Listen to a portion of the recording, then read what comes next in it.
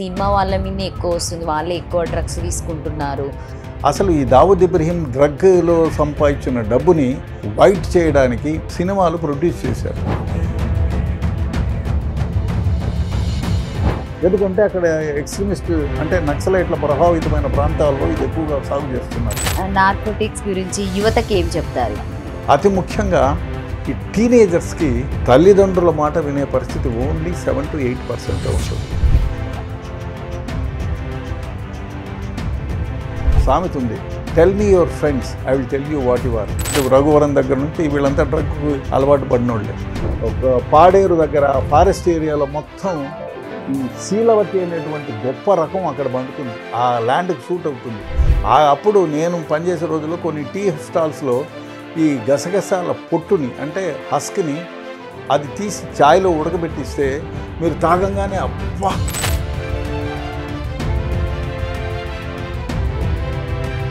అందరికీ నమస్తే, నేను మీ anchor Lavanya. Welcome to social post TV. So ప్రస్తుతం మనము రిటైర్డ్ పోలీస్ ఆఫీసర్ గారైనటువంటి డీసీపీ గారు రెడ్డన్న గారితో ఉన్నామండి. ఒకసారి సార్ మాటల్లోనే అడిగి తెలుసుకుందాం. సార్, ఈరోజు నేను మీ దగ్గరికి రావడానికి రీజన్ ఏంటంటే, నార్మల్గా మత్తు మందుల గురించి అసలు ఏంటి, పిల్లలు ఎందుకు వాటి గురించి బాగా అట్రాక్ట్ అవుతున్నారు, వాటి గురించి సబ్జెక్ట్ మాట్లాడడానికి వచ్చాం. సో మీరు ఎందుకంటే దాని మీద నేను దాదాపుగా మీరు చాలా రీసెర్చ్ చేశారు, బుక్స్ చదివారు, మెయిన్ మీ డిపార్ట్మెంట్ కూడా అదే చేశారని నేను విన్నా. సినిమా వాళ్ళు అంటే ఎక్కువ ఇప్పుడున్నటువంటి టాపిక్లో కూడా సినిమా వాళ్ళ మీదనే ఎక్కువ వస్తుంది, వాళ్ళే ఎక్కువ డ్రగ్స్ తీసుకుంటున్నారు. సో అంటే వాళ్ళకి ఎక్కువ డబ్బులు ఉండడం వల్ల తీసుకుంటున్నారా అని చెప్పేసి. మీకు తెలుసా, సినిమా వాళ్ళకి దావూద్ ఇబ్రహీం అనే ఒక ప్రొడ్యూసర్ ఉండేవాళ్ళు. ఆయన ఎవరు? ఈ దావూద్ ఇబ్రహీం అనేవాడు ఒక స్మగ్లర్. ఆయన 93లో బాంబ్ బ్లాస్టులకి కారణం. అదే ఆయన చాలామంది సినిమా ప్రొడ్యూసర్లని డైరెక్టర్లని శాసించినాడు. ఎట్లా అంటే ఫస్ట్ బంగారం స్మగ్లింగ్ చేసేవాడు, తర్వాత ఎలక్ట్రానిక్ చేసేవాడు, దాంట్లో పెద్ద లాభాలు లేవు. అయితే డ్రగ్స్ చేస్తే 50 ఇంతలు కాదు 500 ఇంతలు సంపాదించుకోవచ్చు. 1999లో నార్కోటిక్స్లో పనిచేసేటప్పుడు ఇక్కడ ఈ హైదరాబాద్లోనే దాదాపు 200-250 కోట్ల డ్రగ్ను సీజ్ చేశాం. ఇక్కడే తయారు చేస్తుంటే ఆ తయారు చేసింది ఎవరు అంటే ఈ దావూద్ ఇబ్రహీం అనుచరుడు, వన్ ఆఫ్ ది అనుచరుడు. ఎక్కడ సార్? హైదరాబాద్లోనే. హైదరాబాద్లో మీకు తెలియని వ్యవహారం ఇంకోటి ఉంది. మన దగ్గర ఎన్ని డ్రగ్ కంపెనీలు ఉన్నాయనుకున్నారు? అంటే మామూలుగా తయారు చేసే డ్రగ్స్, హెల్త్ కోసం తయారు చేసే డ్రగ్స్, ఈ డ్రగ్స్ని తయారు చేసేటువంటి మిషలో అంటే డ్రగ్స్ తయారు చేసుకుంటున్నారులే మనకెందుకు అనుకునేటువంటి విధానంలో ఈ నార్కోటిక్స్ డ్రగ్ను తయారు చేసి విదేశాలకు ఎగుమతి చేసిన సందర్భాలు కొల్లలు ఉన్నాయి. మన దగ్గర డిఆర్ఐ వాళ్ళు చాలా సందర్భాల్లో ఈ డ్రగ్స్ ఫ్యాక్టరీని అరెస్ట్ చేసి సీజ్ చేశారు, డ్రగ్స్ సీజ్ చేశారు. 1987 దశకం నుంచి ఇప్పటి వరకు దాదాపు ఒక 15-20 డ్రగ్ ఫ్యాక్టరీస్ని హైదరాబాద్లో సీజ్ చేసిన సందర్భాలు ఉన్నాయి. ఎవరికి తెలియదు అది. ఇప్పుడు ఏంటంటే సెంట్రల్ ఇన్వెస్టిగేషన్ ఏజెన్సీస్ ఏమైతే ఉన్నాయో అవి స్టేట్లో ఉన్న ఇన్వెస్టిగేషన్ ఏజెన్సీకి సరైన కోఆపరేషన్ లేదు వాళ్ళిద్దరి మధ్య. దానికి కారణాలు ఉన్నాయి. ఏమిటంటే సెంట్రల్ ఇన్వెస్టిగేషన్ ఏజెన్సీ అన్ని పెద్ద పెద్ద చేపల గురించి ఆలోచన చేస్తారు. చాలా సందర్భాల్లో వాళ్ళు అనుకునేది ఏమంటే, ఇప్పుడు నార్కోటిక్ కంట్రోల్ బ్యూరో కానీ, కస్టమ్స్ కానీ, అదేవిధంగా DRI directorate of revenue intelligence కానీ, వీళ్ళు తమకు వచ్చిన విలువైన సమాచారాన్ని లోకల్ పోలీసులకు కానీ ఎక్సైజ్ డిపార్ట్మెంట్కి కానీ చెప్పరు. ఎందుకంటే చాలా సందర్భాల్లో లోకల్గా ఉండేటువంటి కొందరు నార్కోటిక్లో వ్యవహారం నడిపేటువంటి పాలిటీషియన్స్ అనండి, వేరే వాళ్ళు అనండి, బిజినెస్ మ్యాన్ అనండి, వీళ్ళకు లావాదేవీలు ఉంటాయి. సో వీళ్ళకు వచ్చిన కొన్ని వ్యవహారాలు అవి వాళ్లకు తెలిసిపోయి వీళ్ళ రైట్స్ని ఫ్రూట్ఫుల్ కానికుండా చేశాయి. అందువల్లనే సెంట్రల్ ఇన్వెస్టిగేషన్ ఏజెన్సీస్ తమకు వచ్చిన సమాచారాన్ని లోకల్ పోలీసులకు కానీ లేకపోతే సిఐడి వింగ్కి కానీ వీళ్ళకి సమాచారాన్ని ఇవ్వరు, ఎక్సైజ్ డిపార్ట్మెంట్కి కానీ. సో ఈ కారణాల వల్ల ఆ వచ్చిన పెద్ద సమాచారాన్ని వాళ్ళకి ఇవ్వడం లేదు, లోకల్ సమాచారాన్ని వీళ్ళు సరిగ్గా చేయడం లేదు. లోకల్ పోలీసుల సంగతే తీసుకుంటాం. లోకల్ పోలీసులకి 1,11 వ్యవహారాలు, ఈ నార్కోటిక్ వింగ్ని నార్కోటిక్ కేసుని చేయాలనేటువంటి బాధ్యత ఉన్నా చేయలేని పరిస్థితి. ఎందుకంటే మన దేశంలో మొత్తం జనాభా ప్రాతిపదికన ఇన్వెస్టిగేషన్ ఏజెన్సీస్ లోకల్ పోలీసులు ఉండాలి. అందులో 50% కూడా లేరు. సో కొరత. రెండోది విపరీతమైన పని ఒత్తిడి. సో బందోబస్తుల దగ్గర నుంచి ప్రతి ఒక్కటి వాళ్ళే చూసుకోవాలా. సో మర్డర్ కేసెస్, ఇంకే నానా కేసులు ఇన్వెస్టిగేషన్స్ చేయాలా. సో వాళ్ళకి నార్కోటిక్స్ కేసుల గురించి ఇన్వెస్టిగేషన్ చేసేటువంటి సమయం లేదు. ఇంకా ఎక్సైజ్ డిపార్ట్మెంట్ ఏమిటి, వాళ్ళు ఈ నార్కోటిక్ కేసెస్ని ఇన్వెస్టిగేషన్ చేయాలా, సీజ్ చేసేటువంటి ప్రథమ ఆయుధం స్టేట్ గవర్నమెంట్లో. కానీ వాళ్ళు తగినంత మంది లేరు ఒకటి.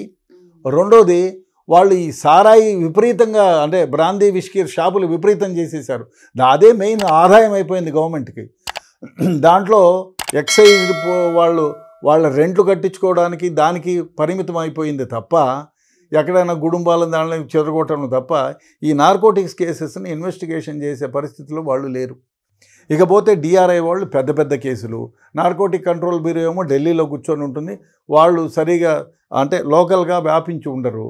సో ఈ కారణాల వల్ల ఏమైపోయింది, విచ్చలవిడిగా నార్కోటిక్స్ సరఫరా అవుతుంది. సో అందువల్ల ఏమైంది, సెంట్రల్ గవర్నమెంట్ ఒక దారి అయిపోయింది, స్టేట్ గవర్నమెంట్ ఒక దారి అయిపోయింది.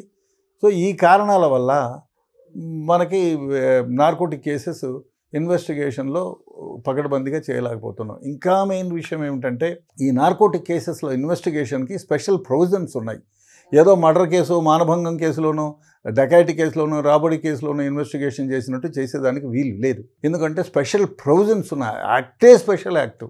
ఇంకోటి ఏమిటంటే, మామూలుగా ఇన్వెస్టిగేషన్ కేసెస్లో మీరు మర్డర్ చేసినా, మానభంగం చేసినా prosecution has to prove, government prove చేయాలి, అయ్యా నువ్వు మర్డర్ చేసినావు, నువ్వు మానభంగం చేసావని. కానీ నార్కోటిక్స్ యాక్ట్లో అట్లా కాదు, వాడు ప్రూవ్ చేసుకోవాలి. ఎవడైతే ముద్దాయిగా ఉన్నాడో వాడు నిరూపించుకోవాలి. అందువల్ల కేసులు పకడ్బందీగా పెడితే జైలు శిక్ష తప్పదు, 20 ఏళ్ల జైలు శిక్ష. అదే కాకుండా ఇంకోటి, ఫైనాన్షియల్ ఇన్వెస్టిగేషన్ చేయగలిగితే వాడు సంపాదించిన, అంటే ఈ రోజు నుంచి 5 ఏళ్ల క్రితం వరకు వాడు సంపాదించిన మొత్తం ఆస్తి, స్థిర అంటే మా ఇళ్ళు, బంగ్లాలు, భూములు అన్నీ, చెర అంటే కార్లు, క్యాషు, బంగారం, డైమండ్స్, ఇవన్నీ కూడా సీజ్ చేసేటువంటి అధికారం గవర్నమెంట్కి ఉంటుంది. అది పనిచేయటంలా. అదేవిధంగా ఇంకోటి ఏమిటంటే, ఇప్పుడు ఇందాకే చెప్పాను, స్కూళ్ళు తమ బాధ్యత నిర్వర్తించటం లేదు. నేను 10-15 ఏళ్లుగా చెప్తున్నాయా, నార్కోటిక్ కేసెస్ ఇన్వెస్టిగేషన్ చేస్తున్నారు, బాగానే ఉంది, దీంట్లో పాఠ్యాంశంగా పెట్టండి. స్కూళ్ళల్లో పెట్టడంలా, అంటే చదువు చెప్పేవాళ్ళు అయ్యా ఇది తప్పు అని చెప్తే మార్కుల కోసమైనా చదువుకొని అప్పుడు చెప్తారు, సబ్జెక్ట్ అనేది తెలుసుకున్న తర్వాత 10 మందిలో 2 ఇది తప్పు అని చెప్పగలిగితే డెఫినెట్గా దాని నుంచి దూరం అవుతారు. అది జరగటంలే. సో మీరు క్యారెక్టర్ని గురించి చెప్పడంలే, ఎథిక్స్ని గురించి చెప్పడంలే, ఎథిక్స్ క్లాసెస్ లేవు, మారల్ క్లాసెస్ ఇంతకుముందు ఉన్నాయి, అది లేవు. సో ఈ కారణాల వల్ల నార్కోటిక్స్ పిల్లల్లో వస్తూ ఉంది.